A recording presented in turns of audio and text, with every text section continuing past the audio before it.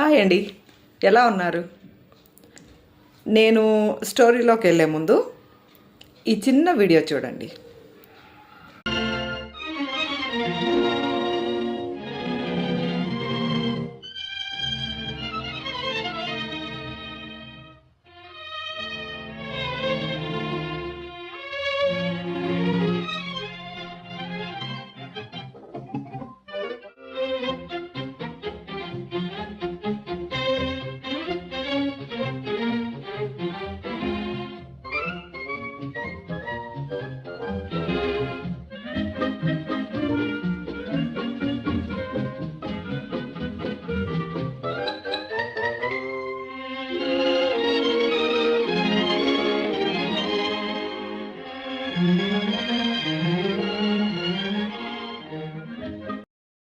Hi అండి, welcome back.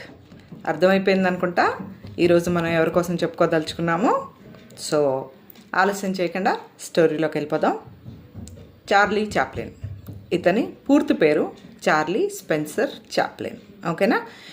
ఇతను ఒక కామిక్ సూపర్ స్టార్. తెలుసు కదా మీకు. మాటలు కూడా మాట్లాడకుండా జనాలు నవ్వించేస్తాడు, కడుపుబ్బా నవ్విస్తాడు. ఎప్పటి నుంచి అంటే సినిమాలు, మూకీ సినిమాలు అంటారంటే శబ్దం ఏమి ఉండదు, ఓన్లీ యాక్టింగే. ఆ టైం అప్పటి నుంచి మొన్నటి వరకు కూడా ప్రపంచాన్ని అంతటినీ కూడా బాధలు మర్చిపోయి హ్యాపీగా నవ్వుకునేటట్లు చేసిన ఒకే ఒక వ్యక్తి చార్లీ చాప్లిన్. సో ఇతను పుట్టింది 16వ తారీఖు ఏప్రిల్ 1889లో. ఓకే. వీళ్ళ డాడీ పేరు చార్ల్స్ చాప్లిన్ సీనియర్ అండ్ వాళ్ళ మమ్మీ పేరు హన్నా. సో ఏంటంటే స్టోరీలోకి వెళ్తే ఏంటి క్రైమ్ స్టోరీస్ కదా, సాడ్ స్టోరీస్ కదా ఈవిడ చెప్తారు, ఇవాళ ఏంటి చార్లీ చాప్లిన్ గురించి చెప్తున్నారు అనుకుంటున్నారా? ఈయన లైఫ్ కూడా చాలా సాడ్ అండి. సో అదే తెలుసుకుందాం ఈవేళ. సో వీళ్ళ చార్లీ చాప్లిన్ వాళ్ళ మమ్మీ డాడీ ఏదైతే ఉన్నారో, వాళ్ళ మమ్మీ డాడీ ఏంటంటే కాన్సర్ట్స్లో ఒక థియేటర్ షోస్ అవుతూ ఉండేవి అప్పట్లో. సో ఆ థియేటర్ షోస్లో వీళ్ళు పాటలు పాడేవారు. పాటలు పాడి ఆ వచ్చిన డబ్బులతో కుటుంబాన్ని పోషించుకునేవారు అన్నమాట.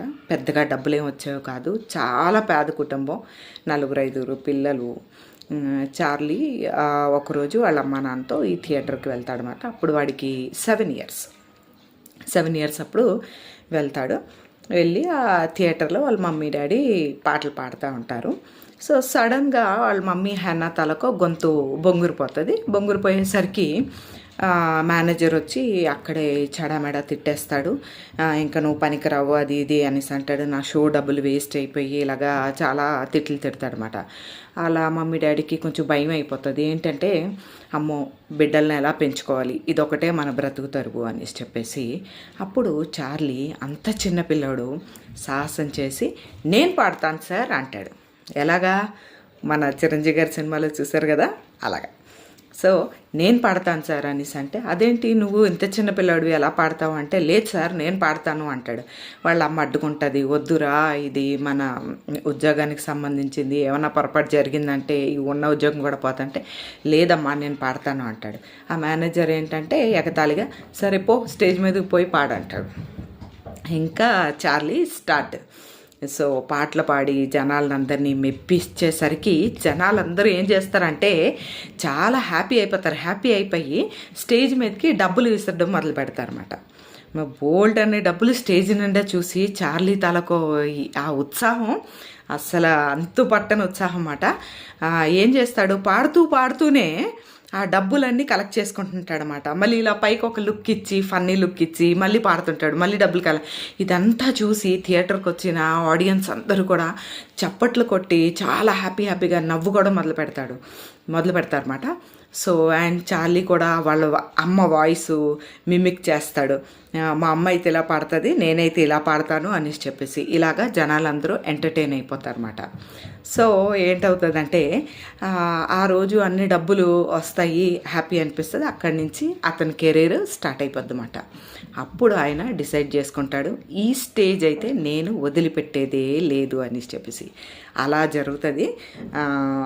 అంటే ఆయన జనాల్ని, ప్రపంచాన్ని నవ్వించడం ఎక్కడ స్టార్ట్ అయిందంటే ఆ 7 ఏళ్ల బాలుడు నుంచి స్టార్ట్ అయిందన్నమాట. ఓకే, సో ఇలాగితను చేస్తూ చేస్తూ కూడా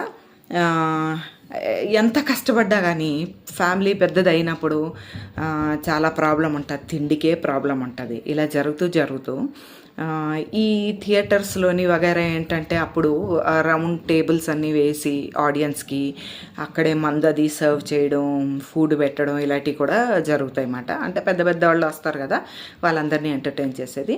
ఇలాంటి టైంలో వాళ్ళ డాడీ చార్ల్స్ సీనియరు ఆయన మందుకి బానిస అయిపోతాడు, చెడు అలవాట్లకు బానిస అయిపోతాడు. రోజు వాళ్ళ అమ్మ నాన్నకి తగులు అవుతూ ఉంటాయి, పెద్ద పెద్ద గొడవలు అవుతూ ఉంటాయి. ఈ క్రమంలోని పెద్ద గొడవలు ఆడేసుకొని వాళ్ళ అమ్మ నాన్న విడిపోతారు. ఆయన ఇంకొక భార్యను చేసుకుంటాడు, ఈవిడి ఇంకొక అతను వల్ల పడిపోద్ది. అతను కూడా ఒక బిడ్డ అంటే ఒక కొడుకుంటాడనమాట. ఆ కొడుకుని తీసుకొని ఇక్కడ ఈవిడి దగ్గరికి వస్తాడు. అందువలన కూడా కొన్ని గొడవలు మళ్ళీ అతనితో కూడా స్టార్ట్ అయిపోతాయి. అతను కూడా వదిలి వెళ్ళిపోతాడు. బిడ్డలకి అన్నం పెట్టే పరిస్థితి కూడా ఉండదు ఆ తల్లికి.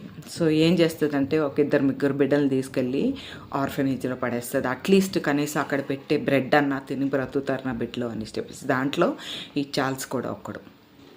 సో 18 నెలలు ఆ ఆర్ఫనేజ్లో ఉంటాడు.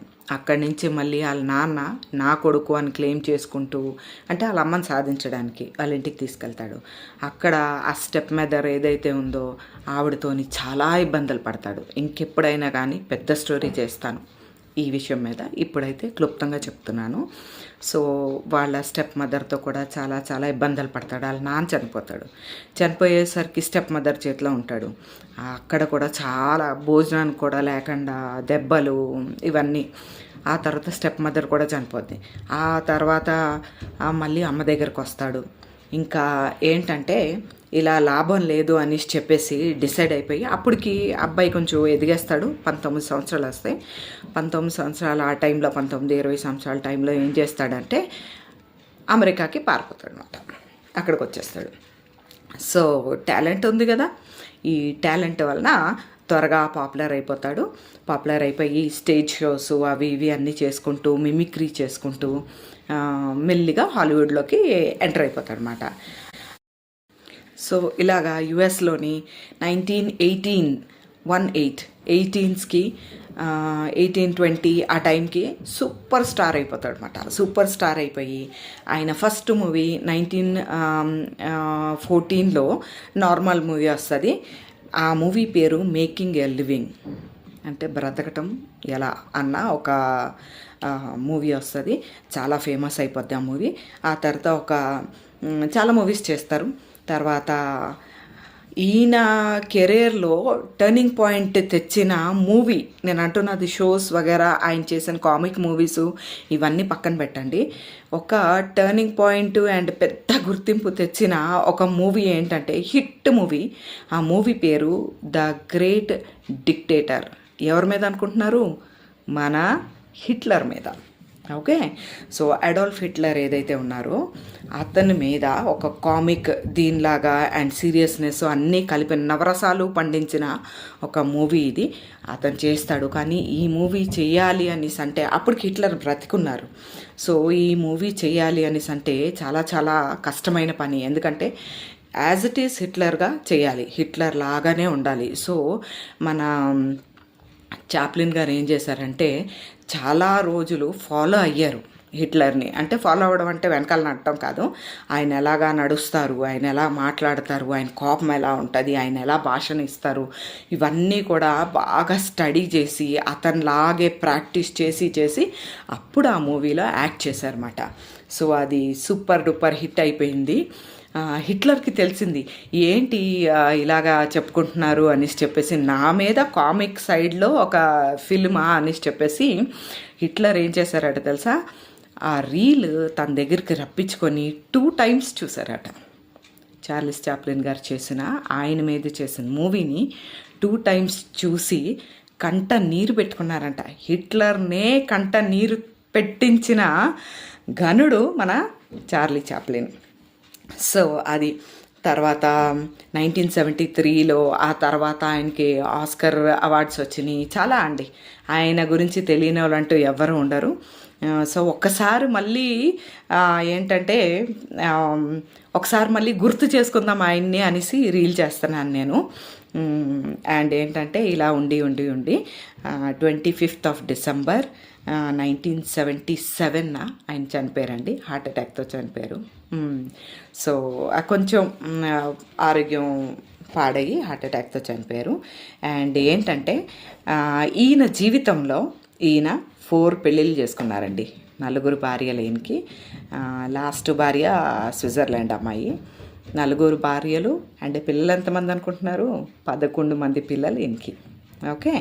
సో ఇప్పుడు ఈ స్టోరీలో అసలైన సంఘటన నేను చెప్పొచ్చేది ఏంటంటే, ఈయన చనిపోయిన తర్వాత ఈయన్ని పూడ్చిపెట్టారు. అంటే క్రిస్టియానిటీ దీని ప్రకారం అది పూడ్చిపెడతారు కదా. సో పూడ్చిపెట్టేశారు. పూడ్చిపెట్టిన తర్వాత ఆశ్చర్యకరంగా ఆయన గ్రేవ్ రాబరీ అంటారండి. అంటే ఏంటంటే సమాధి తవ్వేసి ఆ బాక్స్ని ఎత్తిపోతారన్నమాట. అలాగా ఈయన బాక్స్ని ఎత్తిపోయారండి బాబు. ఆశ్చర్యం కదా. ఈ యాంగిల్ తెలియదు కదా ఇప్పటి వరకు మనకి.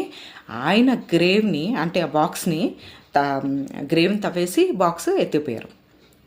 ఇంకా ప్రపంచం అంతా ఒక క్వశ్చన్ మార్క్ అయిపోయింది. అరే, చార్లీ చాప్లిన్ తాలూకా గ్రేవ్ రాబరీ జరిగిందా? అయ్యో, ఆయన శవాన్ని ఎత్తుకుపోయారు, ఏం చేసుకోవడానికి, ఎవరు ఎత్తుకుపోయారు, ఇది అనేసి చెప్పేసి. ఎందుకంటే ఆయన్ని స్విట్జర్లాండ్లోనే ఖననం చేశారు కాబట్టి అక్కడ పోలీసులు, గవర్నమెంటు అండ్ ప్రపంచం అంతా కూడా ఏం జరిగింది అనుకుంటే ఆఖరికి ఏంటంటే వాళ్ళ భార్యకి ఒక ఫోన్ కాల్ వస్తుంది, ర్యాండమ్ ఫోన్ కాల్ వచ్చి, ఇలాగా నీ భర్త తాలూకా కాఫిన్ మా దగ్గరే ఉంది, మేమే రాబ్ చేసాము, సో మాకు ఎంత అమౌంట్ కావాలి అని ర్యాన్సమ్ అమౌంట్ డిమాండ్ చేస్తారు. ఆవిడ డినై చేస్తుంది, నో నేను ఇవ్వను అనేసి చెప్పేసి.